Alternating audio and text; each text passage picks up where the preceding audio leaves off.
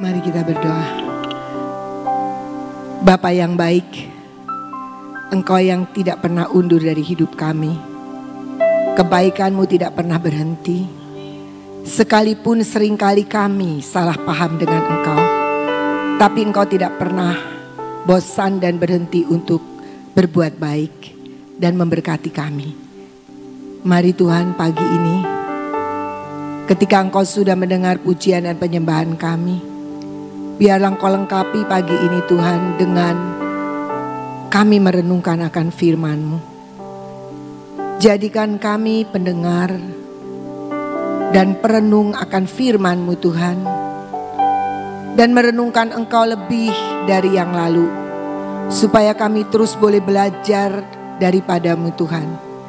Karena kami mau Tuhan hidup kami menjadi semakin berkenan dan sempurna di hadapan-Mu.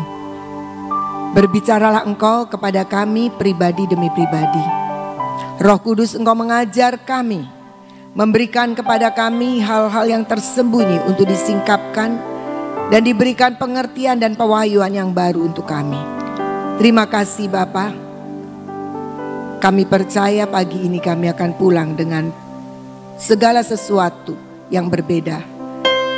Karena di hati kami dipenuhi dengan penyembahan, pujian, dan firman. Terima kasih Bapa, di dalam nama Tuhan Yesus. Amin. Shalom saudara-saudara, selamat pagi, baik yang ada di sini maupun yang mengikuti streaming pagi ini. Pagi ini ya biasa ya, kalau pilih judul itu selalu ada dalam pergumulan sampai ganti 3 kali. Terima kasih buat Amos yang ganti terus. Karena apa? Seringkali kami itu ingin judul itu sudah mewakili apa yang kita akan belajar pagi ini. Keringat atau berkat. Hari-hari ini saya menghadapi begitu banyak di awal tahun ajaran nih cerita sekolah ya. Pasti versinya mirip dan sama.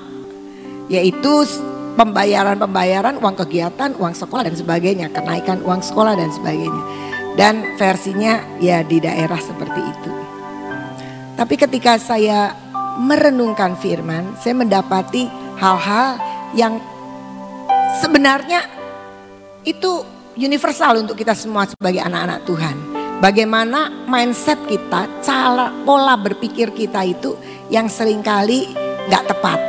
Bukan salah tapi tidak tepat. Nah mari kita sama-sama kita akan belajar dari Yohanes 21 ayat 1 sampai 11. Panjang. Jadi mari kita baca berbalas-balasan. Yohanes 21 ayat 1 sampai 11. Saya akan bacakan ayat yang ganjil dan Bapak Ibu membaca ayat yang genap. Kemudian Yesus menampakkan diri lagi kepada murid-muridnya di pantai Danau Tiberias. Dan ia menampakkan diri sebagai berikut.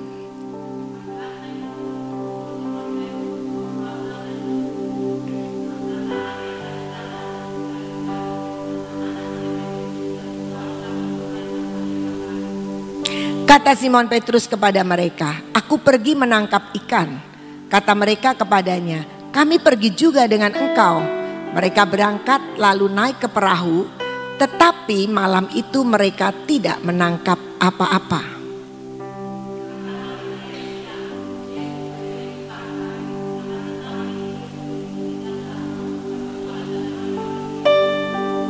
Kata Yesus kepada mereka, "Hai anak-anak, adakah kamu mempunyai lauk pauk?" Jawab mereka, "Tidak ada."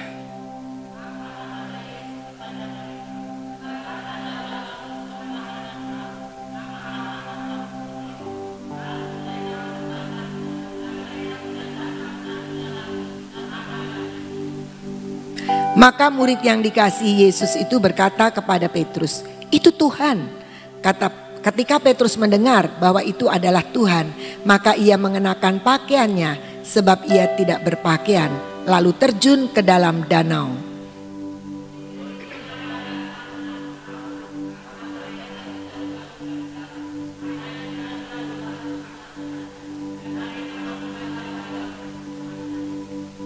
Ketika mereka tiba di darat, mereka melihat api, arang, dan di atasnya ikan dan roti.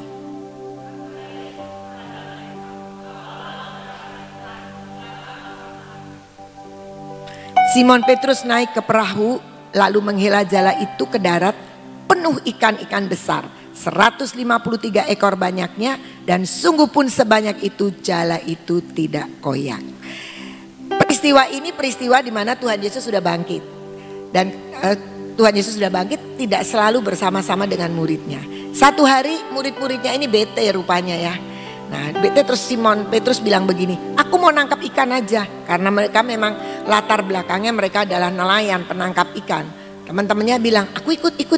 Nah akhirnya singkat cerita mereka mulai menangkap ikan. Dikatakan di dalam ayat 3. Ayat 3 bilang begini, mereka berangkat lalu naik ke perahu yang bagian B. Tetapi malam itu mereka tidak menangkap apa-apa. Mereka ini siapa? Penangkap ikan. Mestinya pinter nangkap ikan. Tapi malam itu mereka tidak menangkap apa-apa. Itu jadi ceritanya semalam-malaman mereka kerja keras untuk menangkap ikan. Dengan modal kemampuan mereka memang seorang nelayan.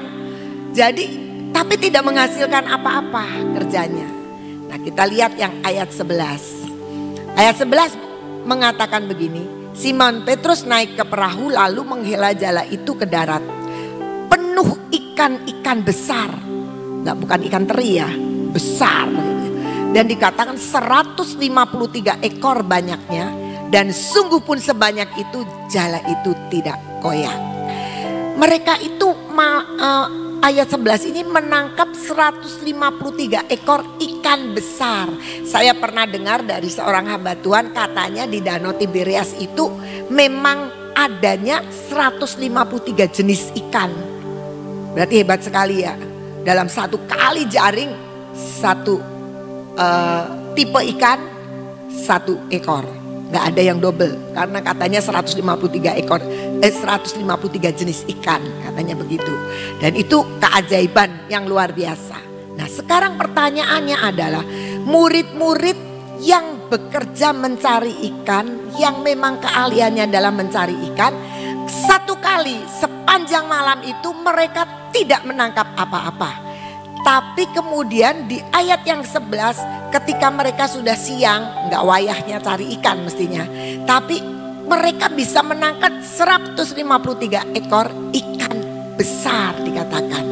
Nah bedanya apa dari ayat 3 dan ayat 11? Kita akan lihat selanjutnya. Bahwa dikatakan di sini perbedaannya adalah di ayat yang ke-11 mereka bertindak karena firman. Tebarkanlah jalamu di sebelah kanan perahu, maka akan kamu peroleh firman. Jadi ketika Yesus kemudian menampakkan diri, ya, semua kaget. Tapi Tuhan bilang, tebarkan jalamu di sebelah kanan perahu. Kalau kira-kira nebarkannya di sebelah kiri dapat ikan nggak?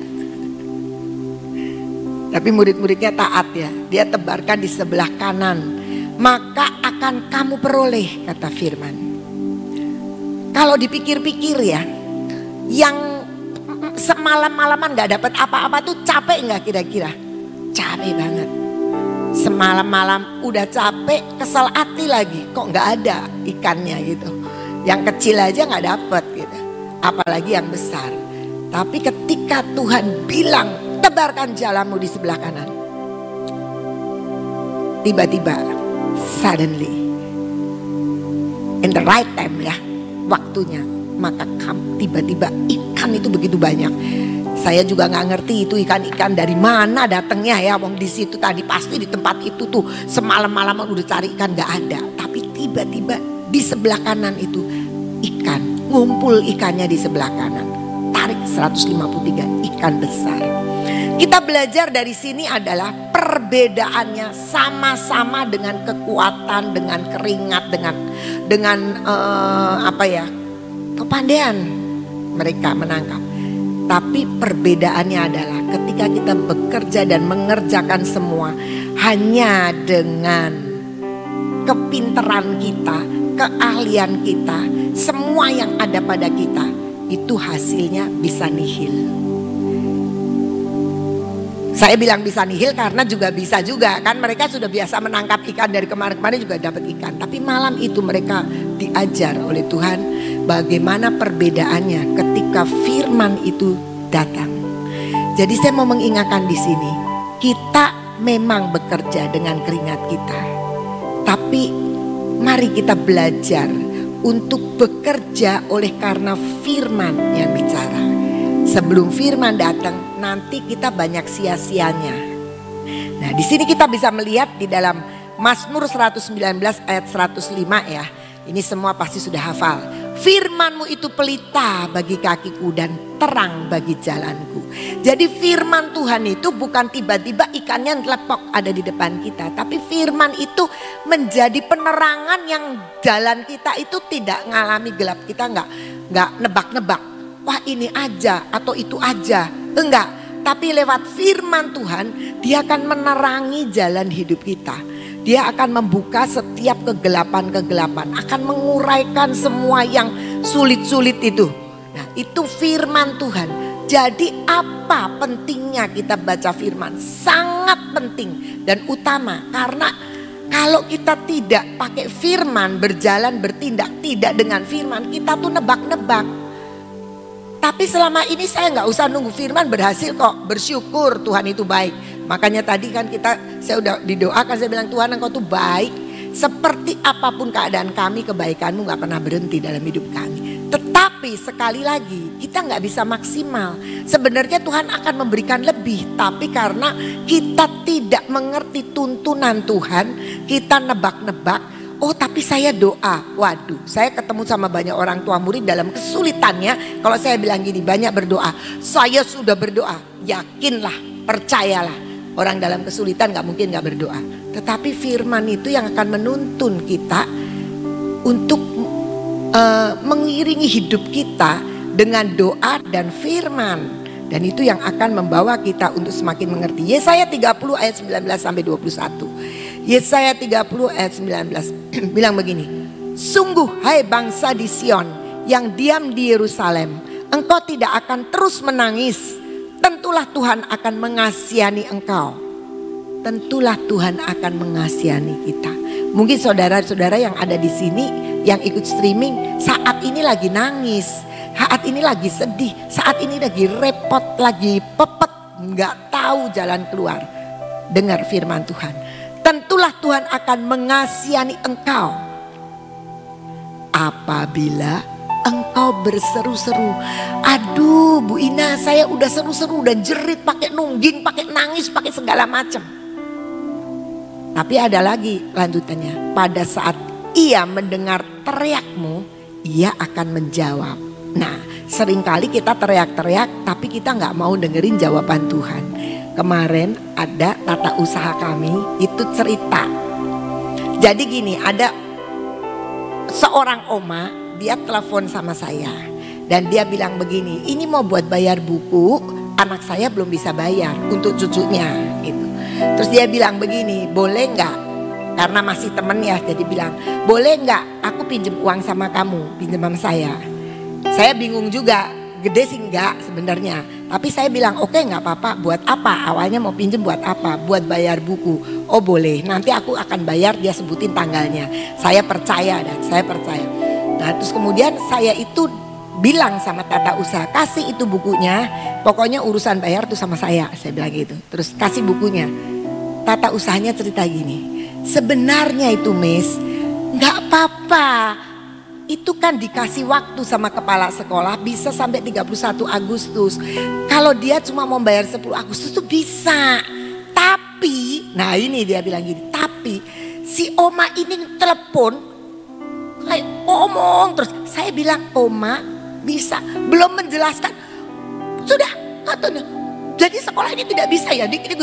Saya tidak sempat menjawab. Tidak sempat menjawab. Tidak sempat menjelaskan. Orang lain aja bisa ada kesempatan. Tapi saya mau menjelaskan gak bisa. Dia tetap bilang ya udah kalau gak bisa nanti saya ngomong gini. Bisa Oma katanya. Oh tapi kalau gak bisa. Jadi gak mendengarkan. Banyak orang Kristen seperti itu. Dia jerit seru sama Tuhan. Tapi ketika Tuhan jawab gak kedengeran. Karena terus dia yang mau ngomong, Tuhan saya harus bayar ini, saya harus bayar ini, listrik belum dibayar, gas harus dibeli, ini. Iya kata Tuhan, nanti aku, tapi Tuhan engkau tahu aku punya. Sering kali begitu. Ia akan menjawab ketika kita berteriak. Makanya dengerin firman, bersaat teduh di depan firman, beri kesempatan Tuhan ngomong. Karena lebih banyak kita tuh kalau sudah pepet, kita yang teriak-teriak gak ada titik, gak ada koma sama Tuhan. Lanjut ayat selanjutnya. Dan walaupun Tuhan memberi kamu roti dan air serba sedikit, namun pengajarmu tidak akan menyembunyikan diri lagi, tetapi matamu akan terus melihat dia. Walaupun sekarang ini faktanya hidup kita itu lagi mepet. Ada orang tua yang bilang gini, Miss, uang sekolahku naik 30.000. Saya mau tanya, 30.000 itu gede apa sedikit? Gede? Ya, gede apa sedikit? Sedikit dong. Sehari paling 1.000 kan? Tapi dia bilang begini, tapi tahu nggak Miss, 30.000 itu bisa buat makan saya sekeluarga. Berarti dia kan lagi mepet. Saya mau kasih tahu, semua orang tua yang datang ke saya tidak pernah saya tolak. Saya belajar, tetapi yang saya inginkan, saya belajar apa yang Tuhan mau. Di sini katakan, Tuhan memberi kamu roti dan air serba sedikit. Namun pengajarmu, lah Tuhannya sudah jadi pengajar loh. Gak cerita Tuhan lagi. Bukan, namun aku tidak akan menyembunyikan diri. Bukan, namun pengajarmu tidak akan menyembunyikan diri lagi. Artinya kalau kita ketemu dengan seorang pengajar, kira-kira kita sebagai apa? Murid, orang yang diajar. Jadi di dalam setiap kesempatan Tuhan ingin kita belajar. Pasti ada sesuatu yang Tuhan inginkan supaya kamu belajar. Dan tetap matamu terus melihat sang pengajar. Banyaknya orang ya teriak-teriak Tuhan tolong, lupalah sama yang nolong. Sudah diberkati, wah udah gak kelihatan lagi. Nanti kalau lagi sesek lagi baru datang lagi, nongol lagi. Tuhan ingin walaupun kamu itu makan roti dan air serba sedikit. Tadi saya katakan 30.000 rupiah bisa untuk makan sekeluarga katanya. Saya bilang makanan mewah enggak, pasti sangat sederhana. Tapi masih bisa. Tapi Tuhan bilang walau serba sedikit, walau serba terbatas. Tapi Tuhan bilang pengajarmu, artinya aku datang ingin mengajar engkau. Aku datang bukan sekedar sebagai Tuhan yang akan memenuhi kebutuhanmu, tapi aku mengajar engkau. Lewat keterbatasan itu, biar kita boleh semakin mengenal guru kita. Siapa Tuhan itu yang bisa kita andalkan. Tadi pujian kan, Tuhan Yesus yang jadi andalanku. Jadi itu yang Tuhan mau. Di tengah kesesakan kita, ingatlah kita datang kepada Tuhan. Bukan sekedar Tuhan berkati aku, tapi apa ya Tuhan yang engkau mau ajar lewat semua ini. Dan biar mata kita terus tertuju kepada Tuhan. Lanjut ayat 21. Dan telingamu akan mendengar perkataan ini dari belakangmu. Tuhan itu nanti mau bisik-bisik di telinga kita. Ini jalan loh, inilah jalan. Berjalanlah mengikutinya. Entah kamu menganan atau mengiri. Jadi ternyata ketika kita datang teriak sama Tuhan, dia akan hadir menolong, tapi dia datang bukan sebagai sinterklas yang bawa kado-kado, nih kado nih, kamu pengen apa nih, gitu. Tidak. Dia datang, dia akan menunjukkan jalan, dia akan mengajar kita. Jadi kita itu nanti akan semakin pandai. Orang kalau diajarin kan semakin pandai. Jadi Tuhan itu tidak ingin hanya sekedar dia datang sebagai yang tadi saya bilang sinterklas bawa kado, kemudian sudah buka kadonya kita senang selesai. Tidak, tapi dia ingin membawa kita next level untuk kita ngerti. Oh, kalau sekarang aku sedang makan roti dan air serba terbatas, Tuhan ingin mengajar sesuatu. Dan itu yang sebenarnya Tuhan inginkan. Di dalam setiap peristiwa selalu ada pelajaran yang Tuhan inginkan. dalam hidup kita. Ketika saya baru mengenal Tuhan, saya memang sudah Kristen dari lahir ya, dari perut ibu saya. Tapi perjumpaan saya secara pribadi, saya itu penuh firman. Saya masih ingat sebelum gereja saya pakai kataksasi kan, untuk CD disebutnya, pengakuan iman. Baptis bayi sudah pengakuan iman. Waktu mau CD saya ikut kataksasi, itu ditanya. Saya dibilang gini, Ina, kamu itu hidup untuk apa? Saya bisa jawab, untuk memuliakan Tuhan. Pak Pendeta, hebat ya, sip. Tapi saya berjumpa secara pribadi itu beberapa tahun setelah CD. Jadi CD itu saya punya banyak konsep kekristenan, tapi saya berjumpa itu pada waktu beberapa tahun sesudahnya, pribadi. Nah setelah itu Tuhan mengajar saya kuliah. Saya menyadari ternyata Tuhan itu bisa bicara sama kita gitu loh. Dan satu ketika saya ujian, saya masih ingat sekali saya ujian konstruksi baja. Yang ikut ujian banyak, kakak-kakak kelas masih belum pada lulus nih ujian. Banyak sekali ujian. Waktu kemarin kan saya cerita konstruksi gempa, ini konstruksi baja. Tidak ada yang lulus. Saya nilainya 5,5. Dan di situ ditulis. Kalau yang nilainya 5,5 tuh udah yang paling tinggi, tapi tetap gak lulus gitu. Yang nilainya 5 dan 5,5 boleh ujian lagi. Jadi itu dianggap hapus, ujian lagi. Saya senang dong, 5,5, 6 ini lulus. Berarti saya sudah mendekati teman-teman saya 1, 1,5, 2, 3 pada gak boleh ujian. Jadi ujianlah saya kembali karena saya 5,5. Selesai ujian dipampangkan lagi, gak ada yang lulus. Tapi nilai saya 3,5. Saya kesel, lawung tadi 5,5 kok sekarang jadi 3,5. Saya udah jadi anak Tuhan nih, sudah ketemu Tuhan. Saya berdoa, Tuhan saya tuh kenapa kok sekarang malah jadi 3,5. Nah ini yang dihitung tuh yang mana? Kan 5,5 udah lumayan walaupun gak sama-sama gak lulus. Tapi kok kenapa 3,5? Gue ada yang lulus lagi. Terus saya tuh lagi saat teduh karena sudah jumpa sama Tuhan. Saya memang sebelumnya pun saya selalu saat teduh. Dan ini baca firman. Saya tiba-tiba namanya, sebab rancanganku bukanlah rancanganmu. Rancanganku lebih tinggi gitu. Jadi saya tuh baca, rancangan Tuhan lebih tinggi, rencana Tuhan lebih baik. Gimana lebih baik? Ulangan dari ujian dari 5,5 jadi 3,5 kok? Saya bilang gitu. Pengumuman lagi. Karena dari sekian ratus yang ikut ujian, yang 5 dan 5,5 itu 37 orang. Jadi saya termasuk ngulang kan. Tapi ngulang itu 37-nya tidak ada yang lulus. Jadi saya tuh aduh Tuhan gimana sih. Belajar lagi itu dengan trauma. Perasaannya wis pinter. Kok ya tetap aja 3,5 perasaan semuanya. Tapi saya tetap belajar. Saya mendalami dan sebagainya. Akhirnya ujian. Ternyata yang 37 orang itu yang tidak lulus semua diberi kesempatan sekali lagi. Sekali lagi. Jadi saya boleh ujian lagi kan. Boleh ujian. Jadi gak buang waktu lah ibaratnya. Saya ujian. Dan kali ini 7 orang yang lulus. Saya termasuk. Senengnya bukan main saya. Iya rancangan Tuhan itu. Tapi apa rancangan Tuhan? Kok tetap saya melalui tidak lulus? Saya itu jadi pinter sekali dengan konstruksi baja. Karena belajar terus bolak-balik diulang. Dan setelah itu saya itu selanjutnya saya dipanggil sama dosennya. Dan saya mendampingi dosen itu tiap kali nerangin ke teman-teman saya. Tambah ahli, tambah pinter, tambah luar biasa. Yang itu saya bawa sampai ke kantor ketika saya bekerja. Gak ngerti saya. Tapi sejak itu saya ngerti. Tuhan itu ngomong ya katanya. Tuhan itu bisa nuntun saya.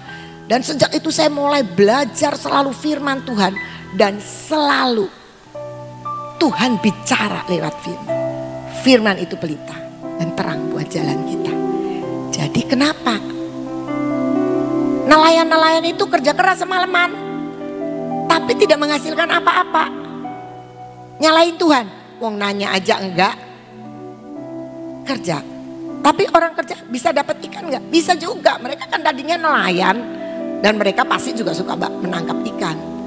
Tapi bagaimana kita mau untuk mengerti bahwa firman itu bisa menuntun kita untuk menjadikan kita maksimal, untuk menjadikan kita pinter, untuk menjadikan kita mengerti. Karena Tuhan itu mau datang menjawab doa kita sebagai pengajar. Jadi dia pasti ngajari. Makanya sering kalau orang dunia bilang ada hikmahnya. Nah, itu sebenarnya karena menangkap sesuatu yang positif untuk hidup kita. Sekarang kita lihat bagian yang kedua. Kita lihat ayat yang ke-9.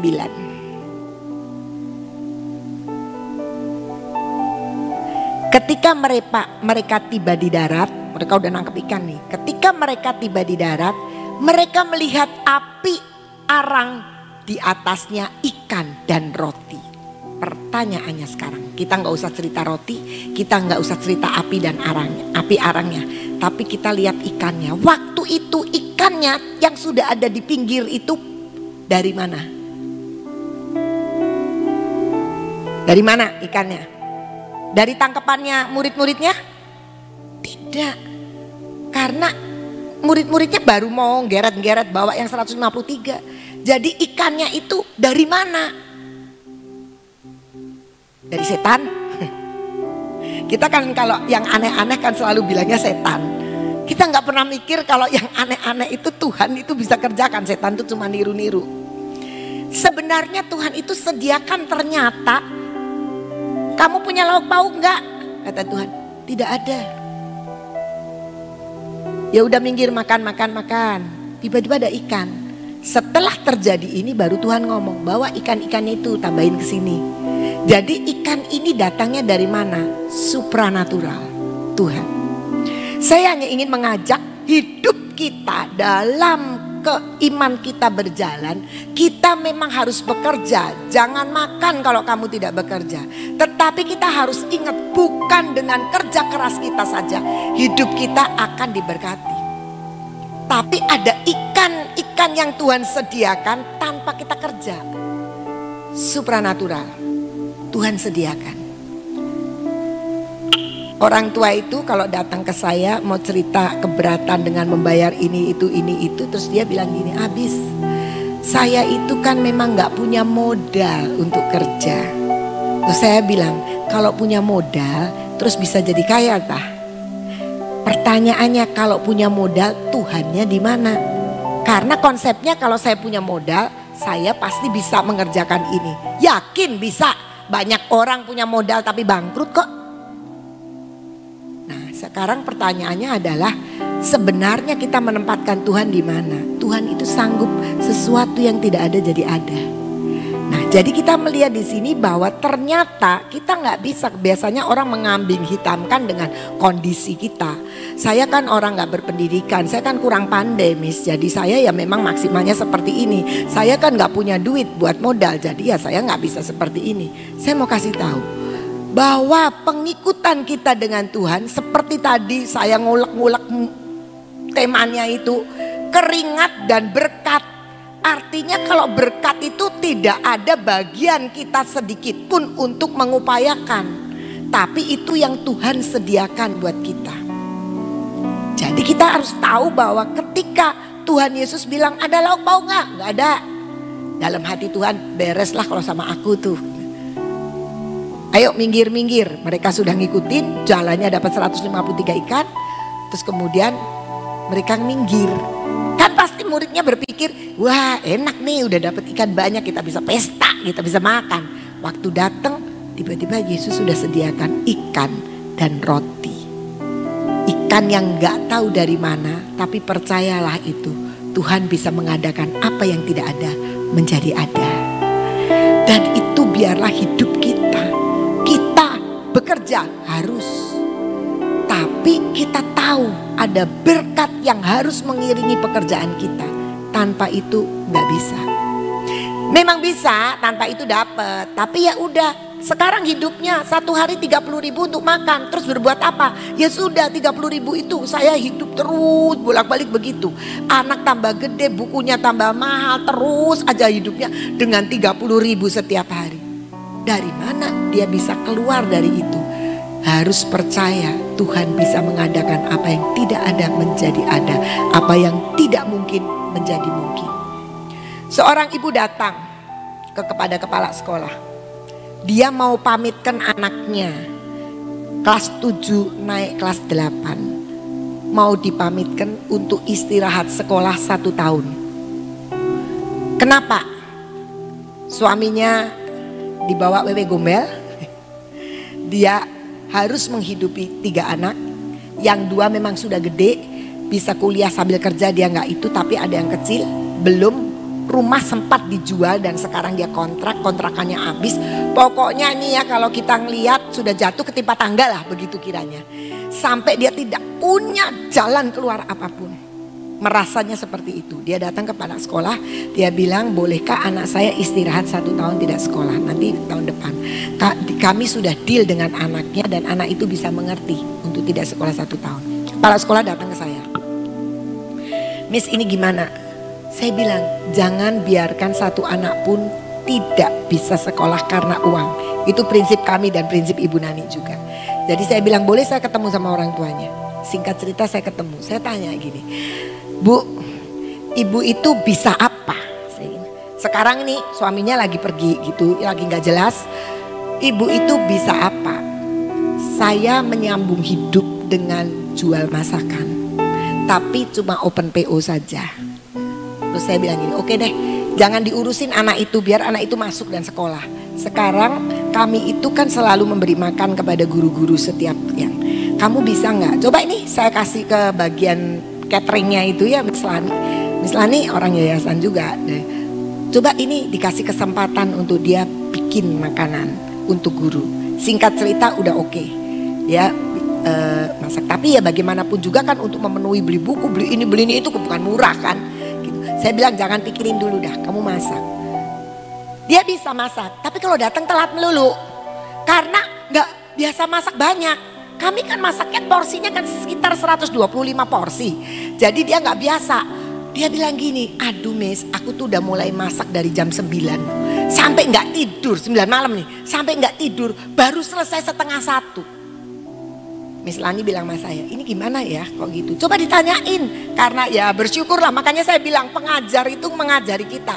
Saya bukan orang dapur, tapi karena Tuhan pilih saya sebagai ketua GK jadi ngerti. Coba tanyain, punya kompor berapa? Punya 3, pasti cilik-cilik kata saya gitu. Nggak punya kompor yang gede.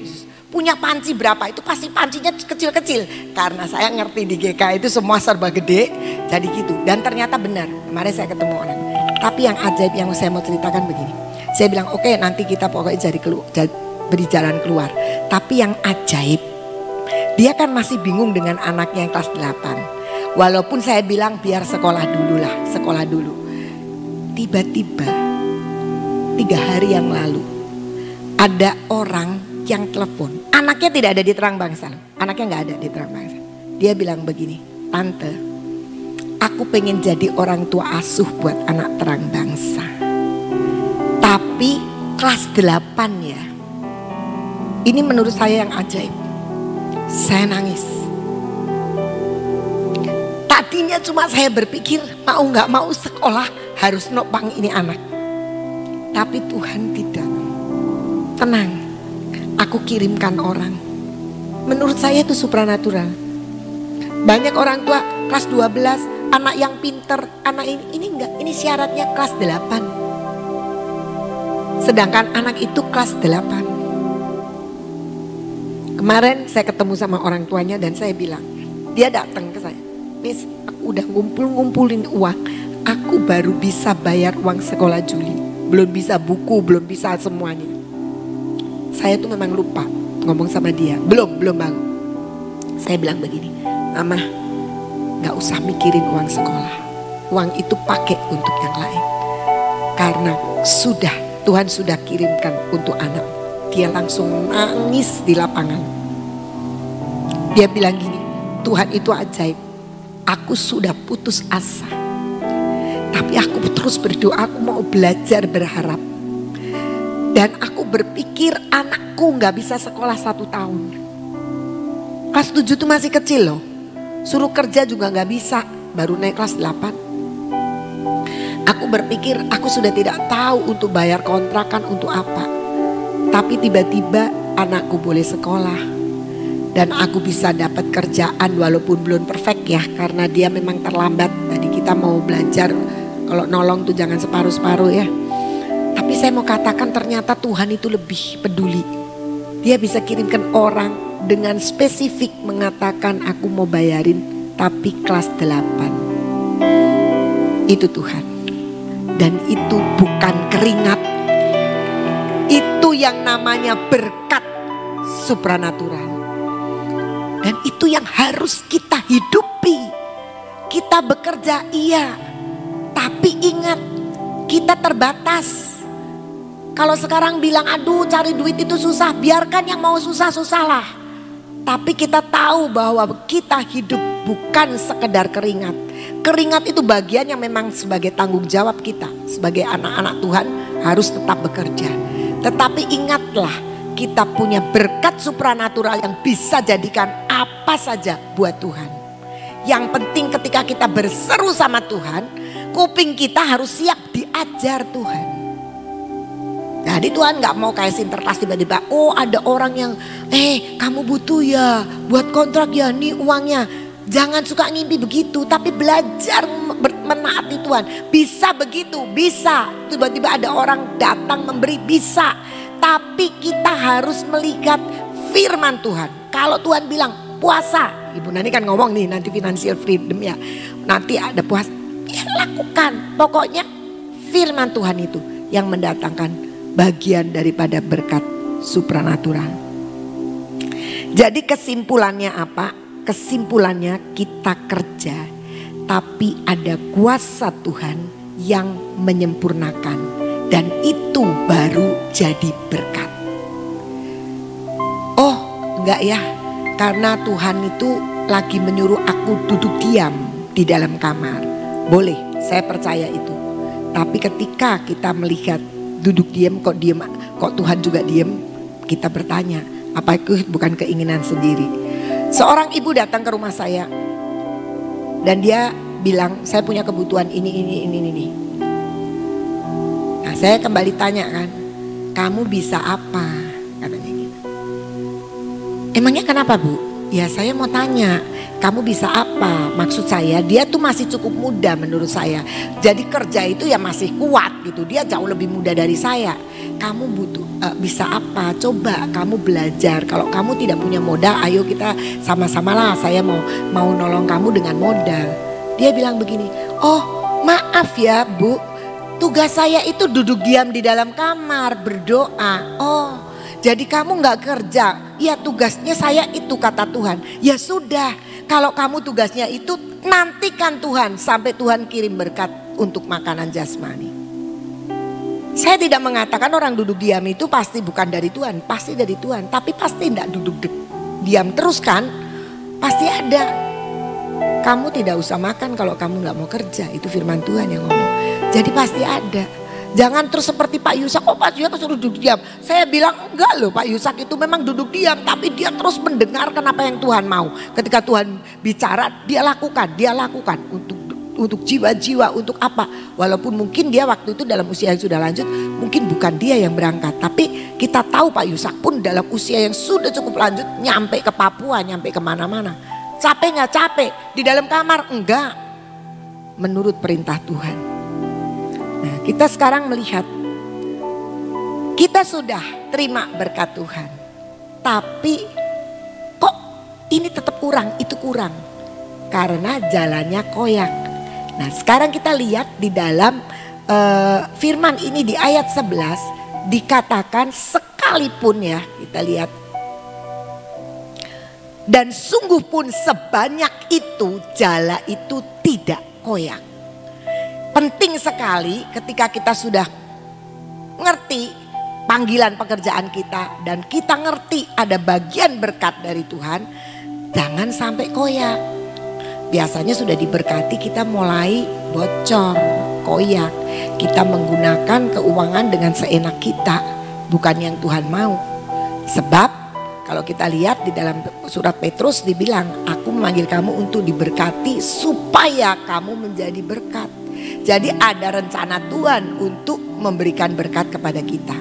Nah, sekarang kita akan lihat bagaimana caranya supaya kita tidak jala kita tidak koyak. Amsal 30 ayat 7 sampai 9 dikatakan begini. Ngomongnya cepetan dikit ya. 2 hal aku mohon kepadamu, jangan itu kau tolak sebelum aku mati. Yakni, jauhkanlah daripadaku kecurangan dan kebohongan. Jangan berikan kepadaku kemiskinan atau kekayaan. Kalau Tuhan itu gak suka dengan yang curang-curang dan bohong-bohong, dia gak suka gitu ya. Jangan berikan kepadaku kemiskinan atau kekayaan. Miskin juga kita susah, tapi Amsal ngajari kita jangan kepengen kaya.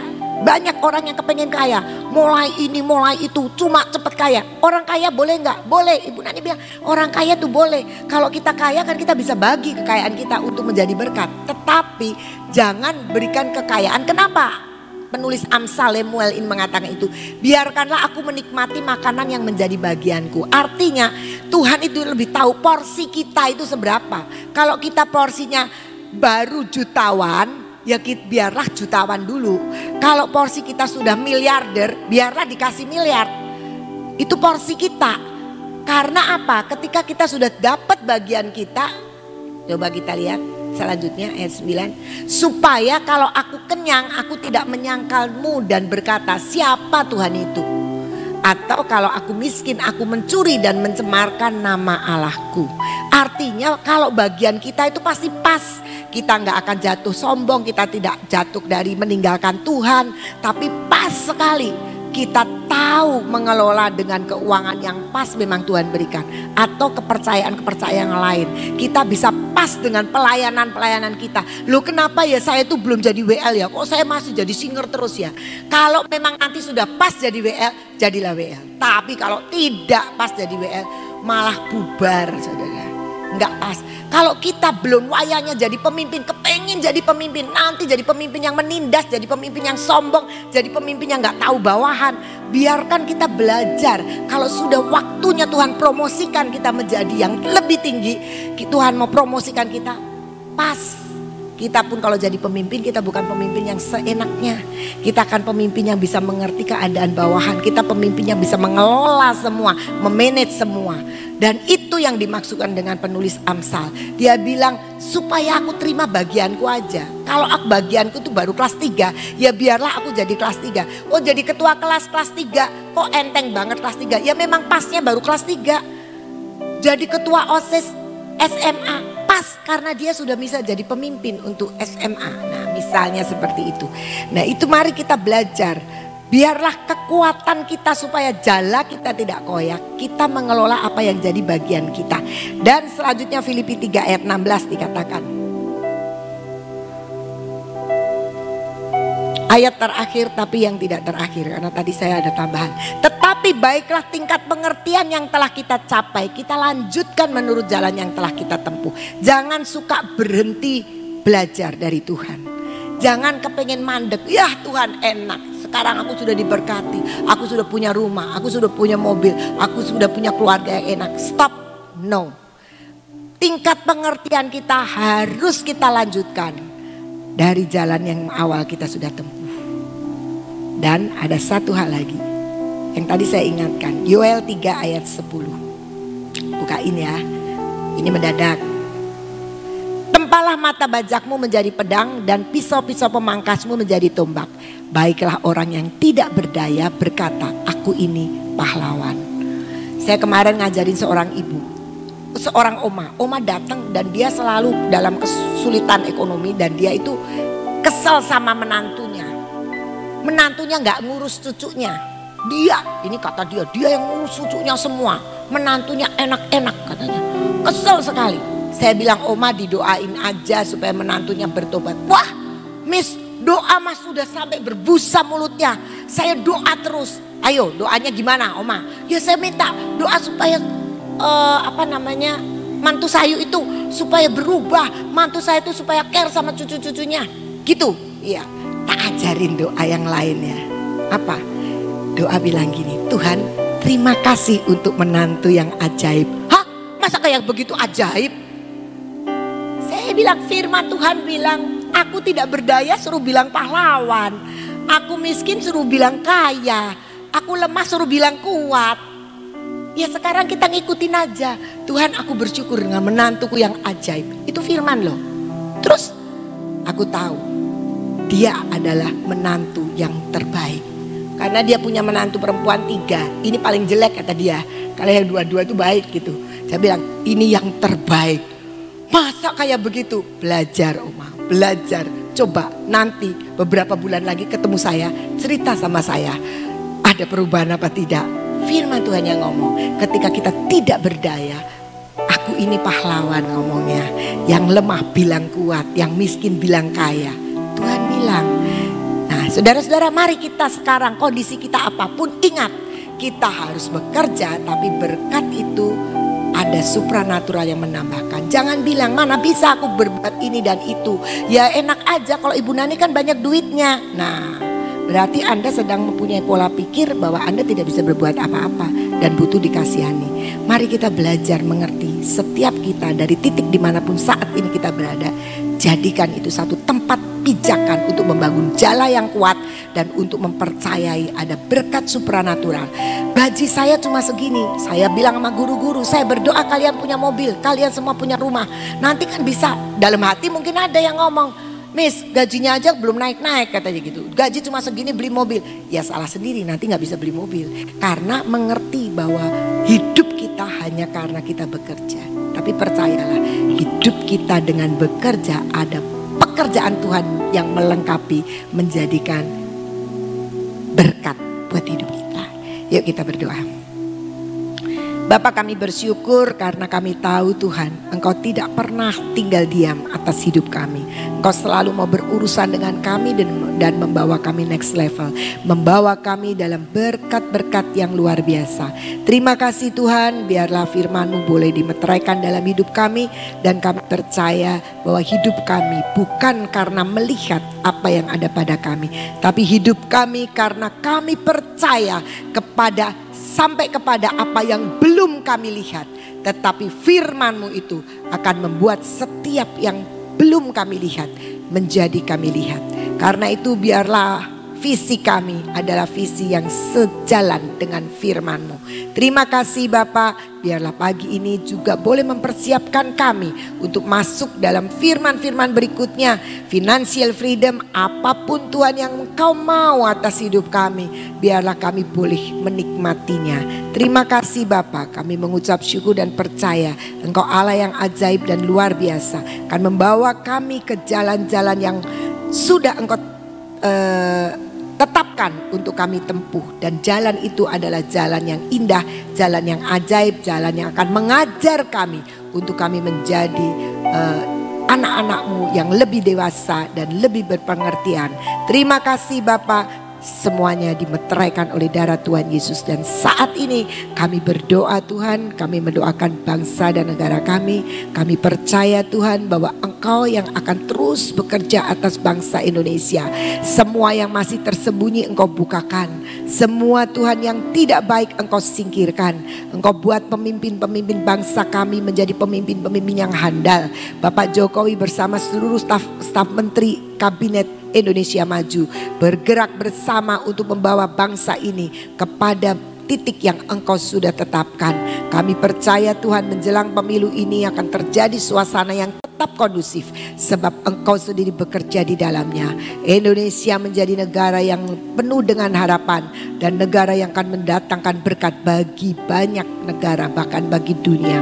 Kami tahu Tuhan ada banyak tantangan-tantangan yang harus dihadapi. Ada banyak peristiwa-peristiwa yang sering kali mau merusak setiap tujuan dan rencana Tuhan buat bangsa ini. Kami berdoa Tuhan, biar kekuatan Tuhan sendiri yang turun melawat akan bangsa ini. Memberikan kepada kami pemimpin-pemimpin yang bijak, yang berhikmat, yang mengerti bagaimana membangun bangsa ini. Dan tidak akan membiarkan orang-orang kelompok-kelompok manapun yang ingin menghancurkan tetap eksis di Indonesia ini. Karena kami tahu Tuhan, di negara kami ada banyak doa-doa yang dinaikkan. Dan kami sepakat Tuhan untuk tetap memberkati bangsa ini menjadi bangsa yang besar, bangsa yang mengenal Tuhan, bangsa yang boleh menjadi berkat dan memberkati dunia. Terima kasih Bapa.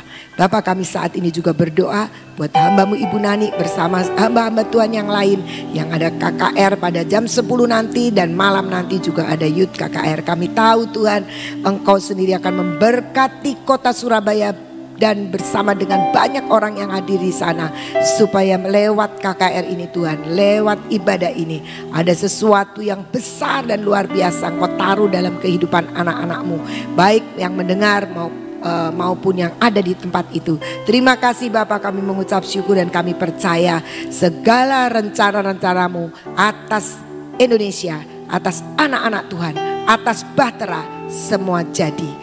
Lebih lagi kami berdoa untuk Sion Tuhan, biarlah Sion boleh semakin Tuhan mengerti akan setiap kehendak-Mu, dan kami semua anak-anak-Mu yang ada di dalamnya adalah orang-orang yang diberkati, orang-orang yang terus bertumbuh, orang-orang yang menjadi orang-orang percaya yang tangguh dan militan, dan sebagaimana Engkau mau jadi setiap kehendak-Mu. Terima kasih Bapa, kami mengucap syukur untuk semuanya. Kami berdoa untuk perjalanan pulang hamba-Mu Tuhan Ibu Nani dan pelayanan-pelayanan selanjutnya, biarlah ada di dalam rencana-Mu, ada di dalam setiap pimpinan-Mu, dan kehendak-Mu jadi sempurna adanya. Terima kasih, beri kekuatan dan kesehatan buat hamba-Mu Ibu Nani, dan kami percaya biarlah segala panggilan-Mu yang sudah Engkau tetapkan bagi hamba-Mu ini boleh jadi oleh sebab kekuatan dan kemurahan Tuhan sendiri. Terpujilah nama-Mu Allah kami yang kami sembah, Allah yang baik, Bapa yang kekal, dan kami percaya Tuhan Engkau yang memberkati setiap kami. Dan kami tahu pagi ini pun Tuhan, dari awal kehidupan kami dan seluruh kegiatan kami mau terima pengurapan yang daripada-Mu. Mari kita bangkit berdiri untuk kita terima pengurapan yang dari Tuhan.